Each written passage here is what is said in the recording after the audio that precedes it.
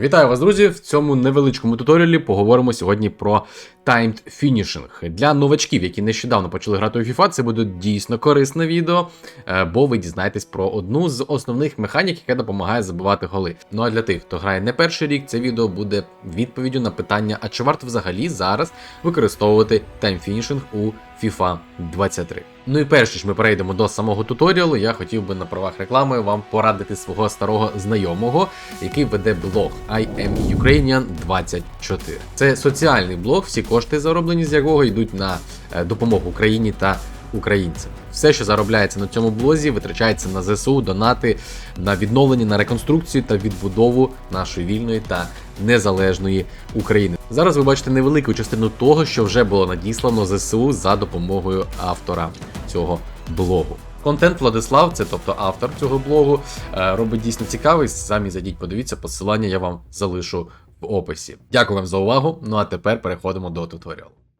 Отже, друзі, для початку заходимо в головне налаштування в меню FIFA, кастомізація керування і знаходимо пункт, який називається Timed Finishing. Зазвичай він відключений автоматично, ми його, звичайно, що вмикаємо, і тільки після цього в грі ви зможете використовувати дану механіку. Також раджу вже в матчі у меню тренера увімкнути так звану допомогу Timed Finishing Indicator, який буде вам допомагати прицілюватися максимально якісно, тобто робити зелений таймфінішинг. Що таке таймфінішинг? Це буст до вашого удару. Бустом він буде, якщо ви виконуєте зеленого кольору таймфінішинг, а для цього вам необхідно після того, як ви натиснули кнопку удару, другий раз натиснути ту ж кнопку перед самим ударом вашого гравця, коли він вже зробив анімацію замаху і от-от зараз буде завдавати цей удар.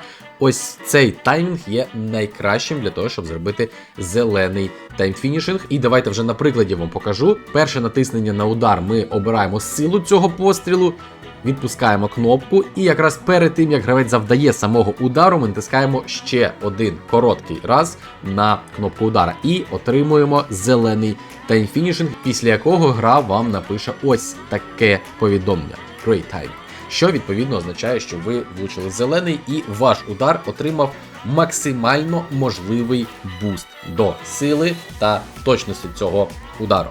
Далі ще один приклад, давайте розберемо вже безпосередньо в матчі онлайн.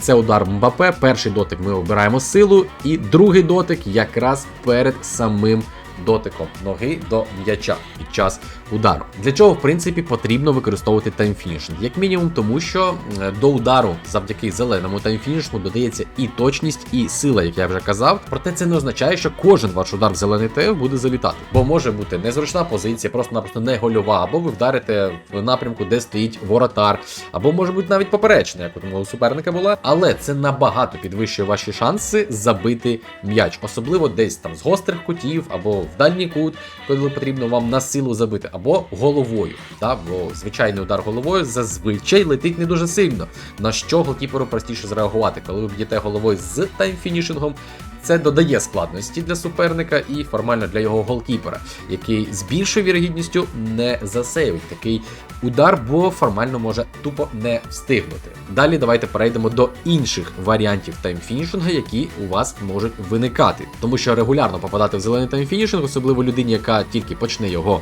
вперше використовувати, буде достатньо складно. І регулярно ви будете стикатися з проблемою, що ви влучаєте не в зелений, а, наприклад, у жовтий таймфініш. Жовтий ТФ – це коли ви натискаєте другий раз кнопку удару трошечки раніше, ніж це потрібно. Це впливає на якість вашого удару, він буде гіршим за звичайний навіть удар без таймфінішингу. Це є, друзі, певний ризик. Ви ризикуєте, використовуючи таймфінішинг, проте отримуєте зазвичай гарну винагороду в вигляді забитого м'яча, якщо ви все ж таки ризикнули і влучили в зелений таймфінішинг. Третій вже варіант, який ще може бути таймфінішинг, це червоний таймфініш. Це найгірший варіант, і його зробити, я б сказав, навіть складніше, аніж не зробити. Чому саме так? Тому що для червоного таймфінішингу, щоб він вийшов, вам необхідно другий дотик на кнопку удару зробити дуже зарано до самого удару. Ось як, наприклад, я вам показую,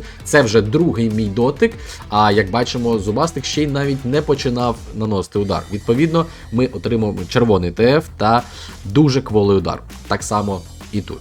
Тобто треба просто розуміти, що ви натиснули перший раз на удар, обираючи силу, завдаєте там напрямок лівим стіком, і другий дотик має бути безпосередньо перед ударом. Це я вже другий раз повторюю, але це просто єдине найголовніше правило, яке працює під час виконання цієї механіки.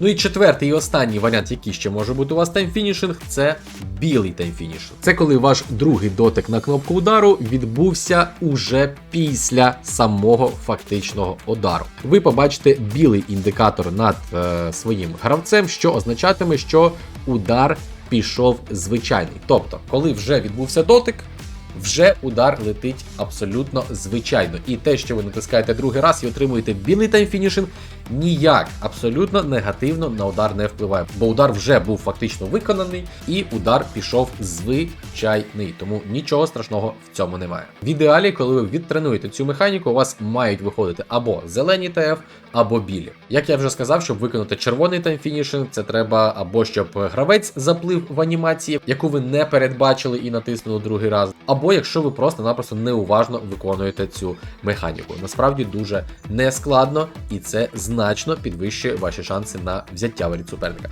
Ну і наостанок, мабуть, розкажу про моменти, де я особисто не використовую таймфінішинг, ну і відповідно, мабуть, не буду вам радити використовувати.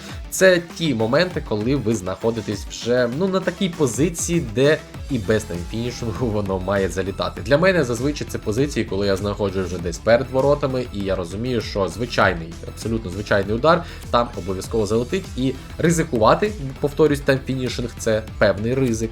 Ризикувати немає сенсу. Відповідно, завдається звичайний удар і все.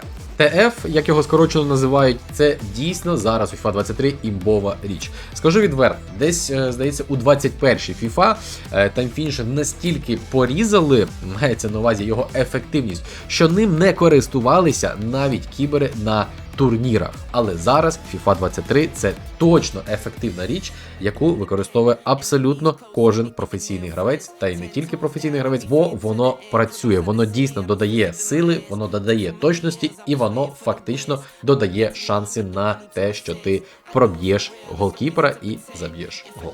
Тому, друзі, тренуйтесь обов'язково, пишіть ваші відгуки у коментарях. Я розумію, що це відео було не новинкою якоюсь, бо таймфінішинг існує не перший рік, але все одно українською мовою я дуже хотів записати такий контент, бо по ТФу регулярно в мене є питання від глядачів. Дякую вам за увагу, бажаю вам гарних тренувань та шикарних голів. До зустрічі, всього найкращого та слава Україні! Па-па!